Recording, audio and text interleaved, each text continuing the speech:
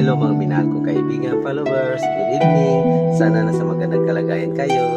Nandito naman ako mangulit sa inyo. Magdasal tayo ha. Maraming salamat sa ngalan sa Ama at sa Anak at sa Espiritu Santo. Amen. Ama naming makapangyarihan sa lahat, huwag mo kaming pababayaan sa araw at gabi, sa mga oras at sa mga minuto dahil sa aming hanap buhay. Ang mga gawain namin sa bawat isa, hindi namin alam kung kakayanin ba namin. Kaya nga Panginoon, bigyan mo po kami ng lahat ng malakas at tibay ng katawan para makayanan namin ang mga gawain.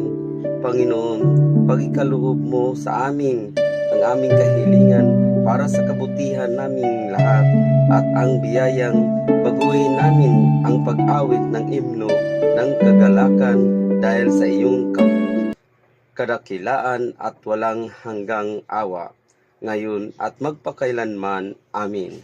Sa ngalan sa Ama at sa Anak at sa Espiritu Santo. Amin. Bye-bye mga minahal kong kaibigan, followers. Good night. Salamat.